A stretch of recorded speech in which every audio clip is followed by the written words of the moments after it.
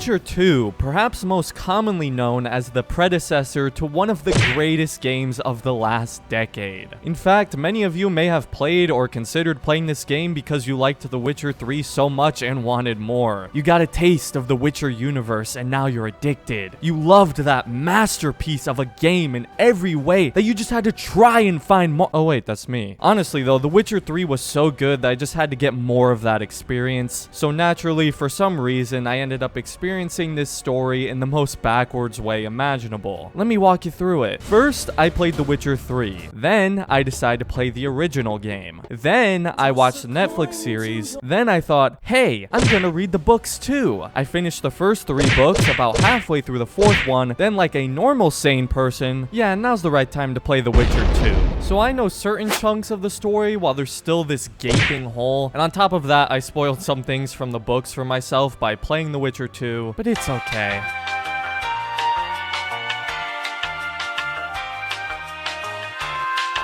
Okay, it's really not, but Witcher 2 fun. But really, after playing the first game, I was shocked at what an improvement The Witcher 2 was. Don't get me wrong, it's still no Witcher 3, I mean, obviously, but the formula and structure that The Witcher 3 would build upon was created in this game, and considering the structure of the first game, that's a massive change, especially considering it only came out 4 years after the original. I don't mean to knock the original, but it hasn't exactly aged very well, and it left a lot to be desired, specifically in the gameplay and, well, the character models. Geralt, my man. Yikes. The combat wasn't awful, but it is that old school RPG style of clicking onto an enemy and kind of just watching, but The Witcher 1 spiced that up a little with different stances. The Witcher 2 by no means has perfectly polished combat. I mean, don't even get me started on the incredibly inconsistent hitboxes, but all in all, it's still a big improvement over the first game. And like I said, The Witcher 3 would take all these great changes The Witcher 2 made and just refine literally everything. In reality, this is how a game series should be. You see clear progression and improvement in each game. And while I'm on topic, another really big improvement from the first game to The Witcher 2 that was very noticeable was the voice acting and performances of the characters across the board. The first game definitely had its rough moments. Not true. And while this game still isn't always flawless, don't get me wrong, it's no Last of Us. And I sure as hell ain't your dad.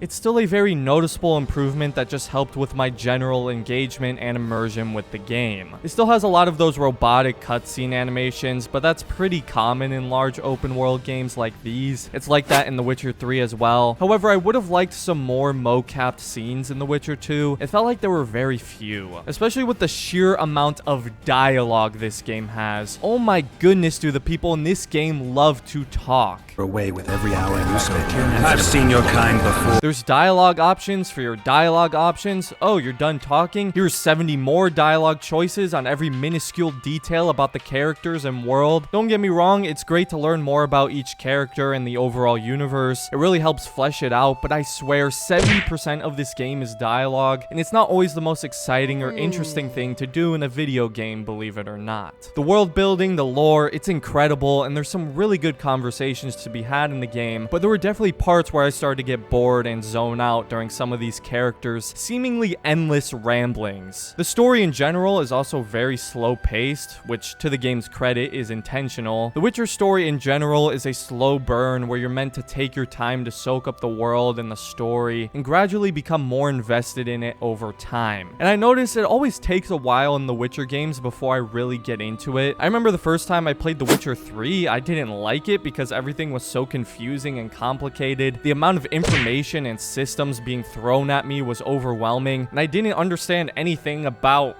anything. And keep in mind, at that point, I had no idea what The Witcher was actually about. There were still times in The Witcher 2 where I felt confused and overwhelmed, and I thought at this point I was an expert on this series. Yeah, right. It's just so vast and rich, it feels impossible to fully understand everything about it, and that's also what's pretty cool about it. It makes me want to explore and learn more, but maybe I should have finished the books first. You Thank you, idiot. Hey, shut up. But then again, chances are a lot of people who are looking to play this game have no knowledge of the books either, and are probably coming off playing the first game or The Witcher 3. So to those people, all I have to say is, it may be a bit of a confusing and overwhelming mess at first, but take your time, be patient, and before you know it, you'll be hooked. There's a lot of returning characters and also some new ones from the books. The antagonist is a Witcher from the school of the Viper, Letho, who's an awesome character in my humble opinion. He was definitely one of my favorite characters from the game, and he's the guy from that popular cinematic trailer for the game. He's got a very interesting backstory and motive as he assassinates the kings of the Northern Kingdoms. The Witcher 2 story was much shorter than I was expecting. The first game was pretty long. The Witcher 3, you can easily put over 100 hours in the story alone, but The Witcher 2 was much shorter and more contained, which isn't necessarily a bad thing, but I was fully expecting a 50-hour main story or something. But for me, and I did quite a lot of side content, keep in mind, it was only around 25 to 30 hours. By the end, I thought I was only like halfway through, so I was a bit surprised when I realized I was in the final act. Considering the pace of the story though, perhaps it's for the best that it's a little shorter. Like I said earlier, the gameplay is almost completely different from the first game. The combat is similar to The Witcher 3, however, it's still very janky and unrefined. The hitboxes, well, they suck. The movement, it's a little clunky, and the sword combat can feel a bit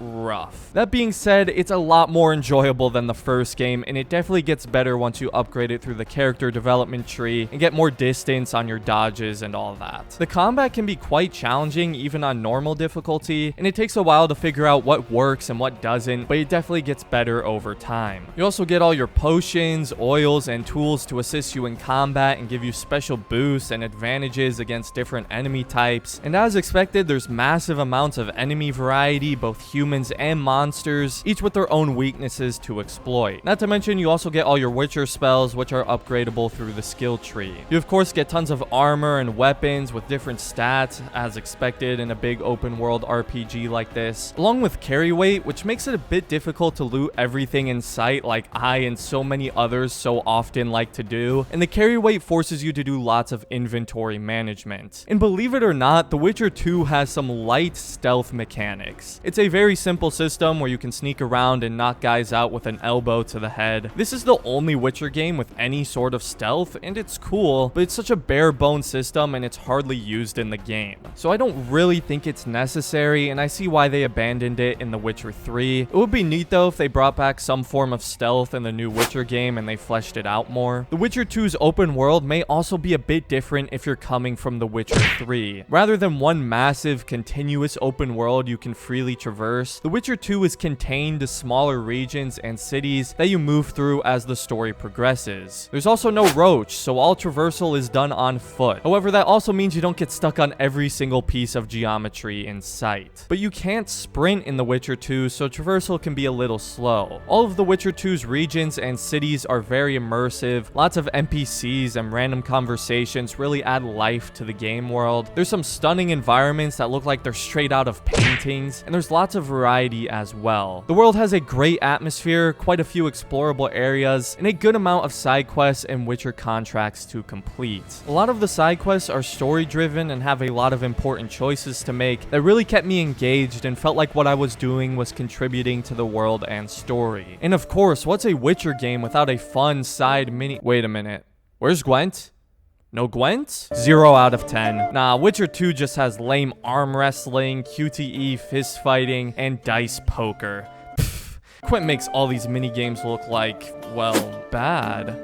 Also, one quick thing that's worth pointing out is that this game's auto-saving sucks. So if you plan on playing this game, it's very important to constantly manually save, or you could lose lots of progress and repeat certain areas over and over and over and over. And it's not at all frustrating when you finally complete that stupid mission you've been trying to beat for 30 minutes just to get killed immediately after and have to repeat that stupid mission from the beginning as you're stuck in an endless loop of stupidity and repetition until you finally had enough and quit the game and uninstall it. Remember, you have a mission to make, so suck it up and finally complete it. Manually save when you can. Trust me. The Witcher 2 is a massive improvement in every way from the original game, and while not everything about it has aged particularly well, it's still a game worth experiencing for fans of the Witcher series, or people who want more of that similar experience from the greatest game of all time, especially if you catch it on a good sale, which it's so often on. But let me know what you guys think of The Witcher 2 if you've played it, or if this video was helpful in your decision to check out the game in 2022. If you enjoyed the video, I'd appreciate it if you considered leaving a like and subscribing to the channel if you're new. I also have channel memberships now if you want to join. The link is in the description. Thanks for watching, and have a great day, everyone.